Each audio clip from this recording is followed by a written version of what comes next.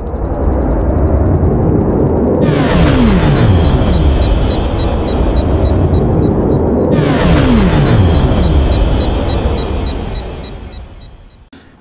po tayong lahat? Ito na naman po si Tito's Random World magbabalik sa inyo. At sa video ito gusto ko lang pong i-share sa inyo yung mga updates tungkol sa Bagyong Christine. So nakakalungkot po dahil halos buong bansa ay nakaranas ng hagupit ng Bagyong Christine na ang international name nito ay Trami. So noong October 23, 2024, that is Wednesday, lumapag po sa lupa yung Bagyong Christine. At as of today mga kaibigan, nalulungkot po ako at nakikiramay doon sa pamilyang namatayan, yung mga nasiraan at nasira ang kanilang mga pananim, yung mga hanap buhay nila, yung mga ari-arian nila kabayan, at lalong-lalo na po doon sa biktima ng landslide sa Batangas. So as of today mga kaibigan, gusto ko lang po share sa inyo ang update doon pa sa hindi pa nakapanood ng mga updates tungkol sa Bagyong Christine. Bali 47 deaths na po ang naitala na total. Bali ito po ay galing sa ABS-CBN News na as of October 26. Now, ang Police Metro News naman ay nagtala ng 28 death sa Bicol Region. So, 28 po according sa PM News na 28 ang namatay sa Bicol Region at 20 po ang nawawala or still missing. Ngayon po, dito naman po tayo sa Philstar News. Yung dating na record ng sa Talisay, Batangas sa landslide ay dati ay 14. So nakahukay pa yata sila, nakaretrieve pa sila ng patay na tao ng isang anak at saka yung nanay. So nakakalungkot po ito. So umabot po yata ng, kung di ako nagkakamali, 16 na patay ng biktima ng landslide sa Talisay, Batangas. Nakakalungkot po ang nangyaring ito, pero alam ko na hindi naman tayo pababayaan ng Panginoon. Nangyari po ito siguro dahil may mga gustong mangyari ang Diyos sa bansang Pilipinas.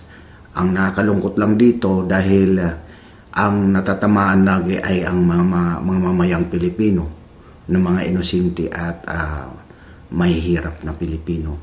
At panalangin ko po na naway ang Panginoon ang mag-comfort sa inyo. Nakakalungkot po ang pangyayaring ito dahil po maraming buhay ang nawala at maraming nasira na mga pananim ng ating mga kapatid na mga magsasaka. At siguro inalaw ito ng Panginoon na mangyari para mayroon ang Panginoon ng kagustuhan na ilabas kung ano ang totoong nangyayari sa ating bansa. Di po natin alam dahil ang mga plano ng Panginoon ay hindi mahulaan ng tao. Pero ang alam ko lang sa Panginoon ay di tayo pababayaan at bibigyan tayo ng hustisya sa lahat ng bagay. Dito naman po sa update ng I hope ay hindi naman siguro 100% na napiktuhan yung biyahe. Ito po yung biyaheng galing ka ng Maynila papuntang Samar. Kasi pag papunta na Samar, pag nag-byland ka, dadaan ka talaga sa Bicol area, Bicol region. So, ang nakita ko dito sa post ng isang page, ang papuntang Samar daw na tulay, dito sa may bandang San Agustin, Iriga, naputol po yung tulay dyan. So, makikita nyo dyan sa photo. Naputol po yung tulay dyan at doon din sa San Juan, Baaw, Camarines Sur. So dalawang tulay po ang hindi na magamit dahil nga naputol or na-damage, totally damaged daw. So hindi na magamit.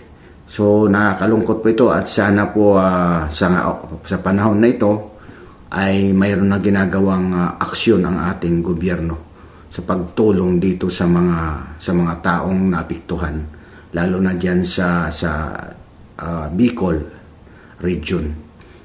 Okay, ang gobyerno po ay nag-declare ng state of calamity. Ito po as of today. Nakuha natin ito sa GMA News. Bali, ang Bicol region is dineclare under calamity, lalo na yung Albay, Camarines Sur, Camarines Norte, Catanduanes, Sorsogon. Ito sa Sorsogon yung Bulan, Dunsol at saka yung Huban. At yung huli ay yung Masbate. Now, under state of calamity rin po ang Calabarzon, dito sa mga sumusunod na lugar, Cavite, Laguna, Batangas at Quezon. So sa mga lugar na ito, sa Calabarzon, ito po ay under state of calamity. And dito naman sa Metro Manila, parang ang nakita ko dito is isa lang, Quezon City lang. So sa Ilocos Region, ito po yung Pangasinan, ang Dagupan City. At sa Eastern Visayas, itong babandang Samar. Sa Samar po, yung Calbayog City, under state of calamity, ang mga nasasakupan nito. At yung Eastern Samar naman po, na sakop ng 11 municipalities. Actually, sa location ng Samar, Eastern Samar talaga lagi ang natatamaan ng bagyo. Noon pa man yan, dahil yung geographical location ng Eastern Samar ay nakaharap yata sila sa sa Pacific Ocean. Okay, sa Soxargin naman, dito to sa Mindanao, ang Cotabato po ang magpanit. So yan po yung mga lugar na dineclare ng state of calamity. Ngayon, mayroon po tayo ditong pag-uusapan mga kababayan. Ito po ay tungkol sa reaction ni Senator Villanueva. Alam ko po mula pa sa simula, ito si Senator Villanueva ay maingay po ito tungkol sa flood control projects. Nag-iingay na po ito matagal na. So, I hope sa ngayon ay itudo na sana nag-expect kami mga Pilipino. Siguro lahat naman tayo, ito yung hangarin natin, na itong si Senator Villanueva, yung mga sinasabi niya, itutuhanan na niya.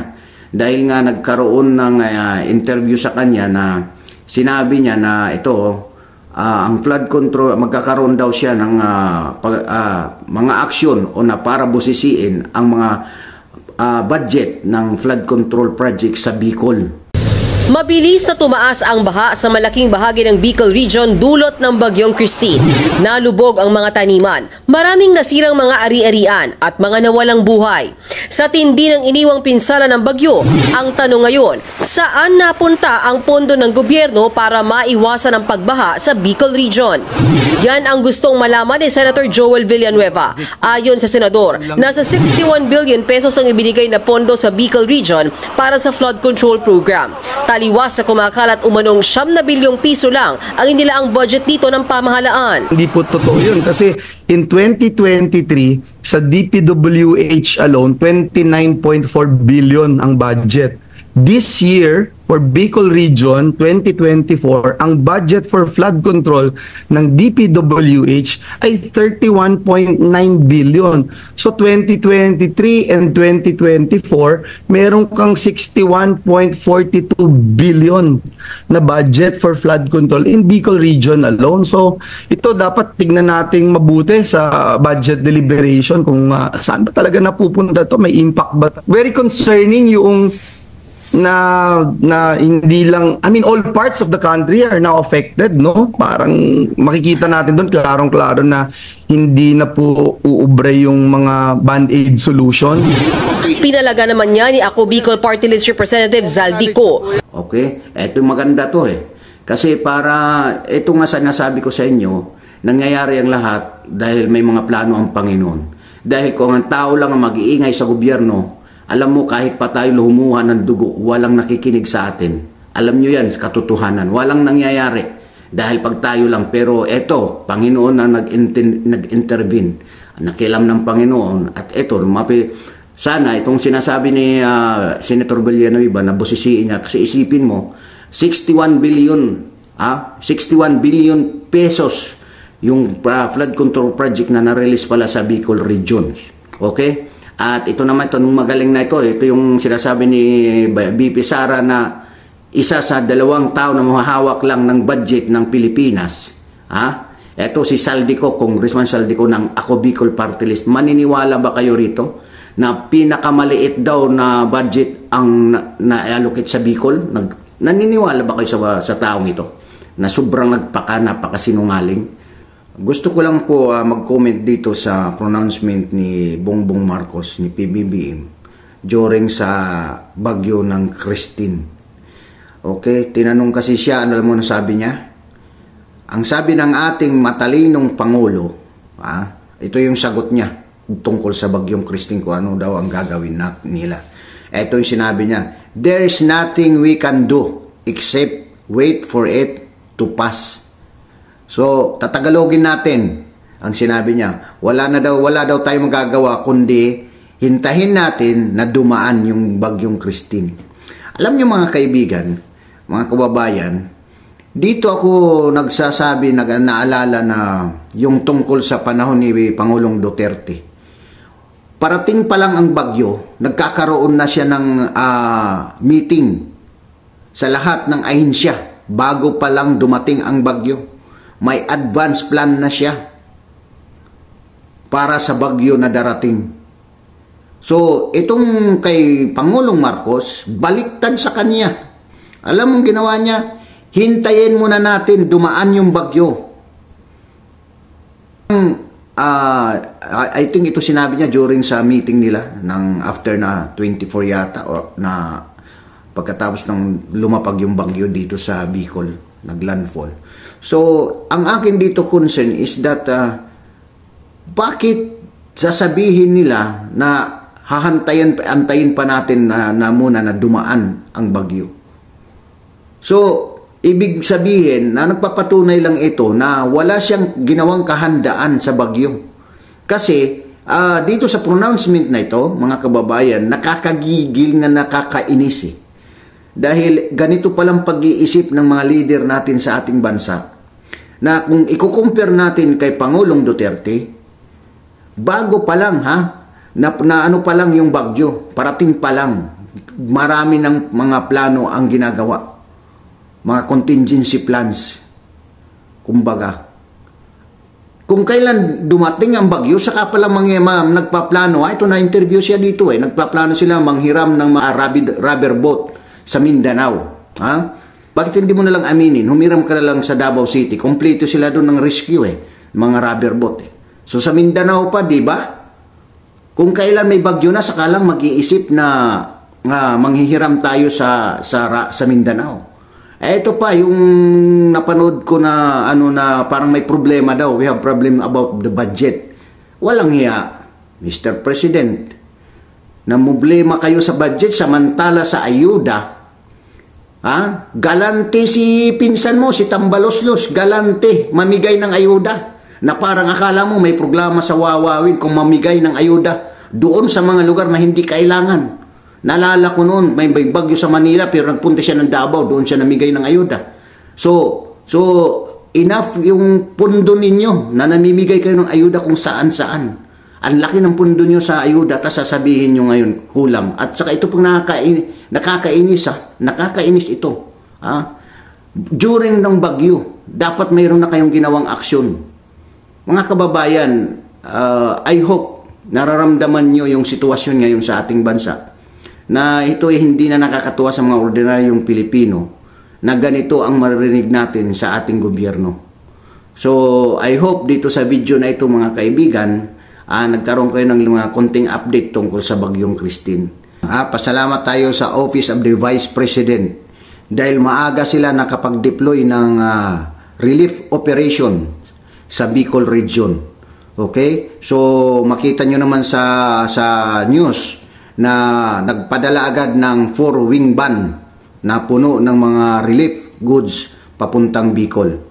Ito yung nakakainis nga ayaw nila bigyan ng sapat na pundo at binawasan pa yung Office of the Vice President when in fact siya lagi ang unang nagbibigay ng relief operation ng action, ng response doon sa mga kalabidad. Ayan, naalala ko noon yung sa Tondo rin, nasunog. Si BP Sara din ang unang nakarating doon. Okay? Ito dito sa relief operation sa Bicol, siya ang unang nakapaghatid sa national level ng tulong ng relief operation sa Bicol Region sa mga biktima ng mga nasalanta sa Bagyong Christine. So maraming salamat BP Sara, at naway ipagpalain ka pa ng Panginoon at protektahan ka at bigyan ka pa ng kalakasan. Salamat po sa inyong panonood, at doon po sa mga hindi pa po nag-subscribe sa akin channel, mag-subscribe na lang po tayo. Kasi para ma-update kayo sa mga susunod ko pang i-upload na video. Salamat sa inyong panonood. God bless us all.